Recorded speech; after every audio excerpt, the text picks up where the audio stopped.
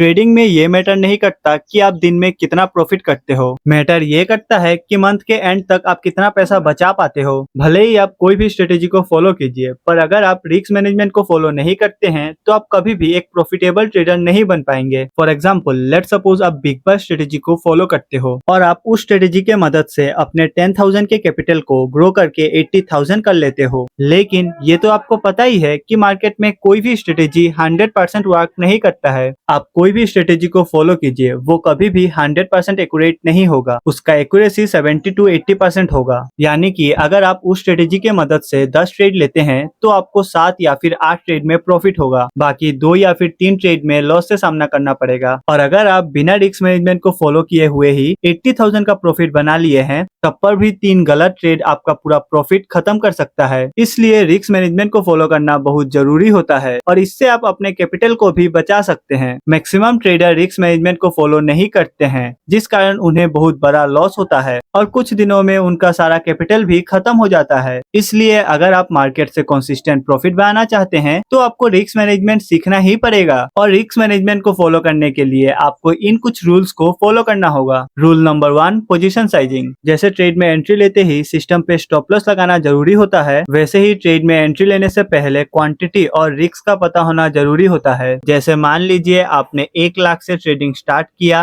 और आपने पहले दिन ही अपने कैपिटल का 50% का रिस्क ले लिया और आपने उस ट्रेड में स्टॉप लॉस भी लगाया था, लेकिन उस दिन आपका स्टॉप लॉस हिट हो जाता है तो पहले दिन ही आपका कैपिटल आधा हो जाएगा और जिसे रिकवर करना भी बहुत मुश्किल होगा। और इतना बड़ा लॉस होने के कारण आपका पूरा ट्रेडिंग साइकोलॉजी भी खराब हो जाएगा। इसलिए आपको इस तरह के लॉस से बचने के लिए पोजीशन साइजिंग और रिस्क पर ट्रेड को समझना बहुत जरूरी है। मतलब आप एक ट्रेड में कितना क्वांटिटी बाय करेंगे और उस ट्रेड में मैक्सिमम लॉस कितना होगा उसे समझना होगा। जैसे कि मान लीजिए आपके पास 50,000 का कैपिटल है और आप निफ्टी 50 और बैंक निफ्टी में ऑप्शन ट्रेडिंग करते हैं, तो आपको 50,000 का मिनिमम टू मैक्सिमम 3% का लॉस लेना होगा। अब मिनिमम टू मैक्सिमम क्यों? क्योंकि अगर आप एक ट्रेड में इससे ज्यादा लॉस लेते हैं तो आपका कैपिटल कुछ दिनों में ही खत्म हो जाएगा और अगर इससे कम लेते हैं तो आपका स्टॉप लॉस बहुत छोटा हो जाएगा। अब 50,000 का 3% होता है 1500, यानी कि आप एक ट्रेड में 1500 का लॉस ले सकते हैं,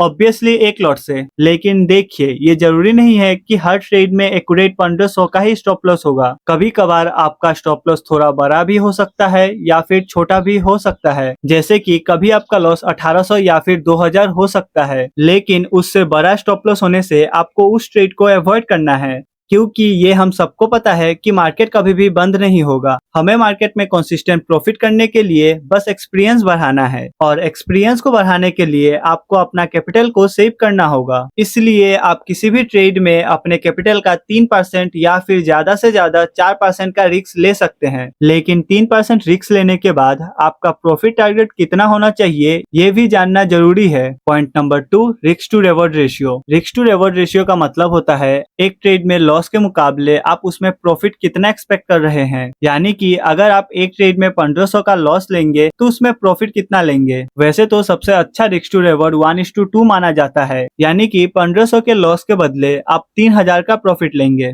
और आप चाहे तो इससे बड़ा भी रिस्क टू रिवॉर्ड रख सकते हैं, जैसे कि 1:3, 1:4। लेकिन अगर आपको कोई ट्रेड में रिस्क के मुकाबले रिवॉर्ड कम मिल रहा हो तो आपको उस ट्रेड में एंट्री नहीं करना है। जैसे कि अगर आपको कभी ऐसा लग रहा है कि इस ट्रेड में 1500 के रिस्क के बदले 1000 का ही प्रॉफिट होगा तो आपको उस ट्रेड में एंट्री नहीं करना चाहिए। हाँ, अगर आप चाहे तो 1:1 रिस्क टू रिवॉर्ड वाले ट्रेड में एंट्री कर सकते हैं, यानी कि 1500 प्रॉफिट के बदले 1500 का रिस्क ले सकते हैं। और क्या आपको पता है, कई सारे ऐसे ट्रेडर होते हैं जो लॉस के टाइम तो बहुत आराम से अपने पोजीशन को होल्ड करते हैं, पर जैसे ही मार्केट उन्हें प्रॉफिट दिखाता है तो वो जल्दी से उस प्रॉफिट को बुक कर लेते हैं, जिससे उनका पूरा रिस्क टू रिवॉर्ड रेशियो खराब हो जाता है। पर आपको ऐसा बिल्कुल भी नहीं करना है। आपको अपना प्रॉपर प्रॉफिट टारगेट का इंतजार करना है। अब मान लेते हैं आप पूरा प्रॉपर प्रॉफिट टारगेट का इंतजार करते हैं, लेकिन अगर आप सिस्टम पे स्टॉप लॉस नहीं लगाते, सिर्फ मन में रखते हैं, तो आपको कभी भी एक बड़ा लॉस से सामना करना पड़ सकता है। इसलिए set stop loss on system. Point number 3, क्या आपको पता है मैक्सिमम ट्रेडर सिस्टम पे स्टॉप लॉस ये सोचकर नहीं लगाते कि अगर मार्केट उनका स्टॉप लॉस हिट करने के बाद रिवर्स हो जाता है तो बेफिजूल में उनका लॉस हो जाएगा, जबकि उनका ट्रेड एनालाइज एकदम सही था। अगर आप भी ये सोचकर सिस्टम पे स्टॉप लॉस नहीं लगाते तो जो मैं आगे बताने वाला हूँ उसे सुनने के बाद आप कभी भी सिस्टम पे बिना स्टॉप लॉस लगाए हुए ट्रेड में एंट्री नहीं करोगे, ये मेरा गारंटी है। लेट्स सपोज यहाँ पे दो ट्रेडर हैं, ट्रेडर ए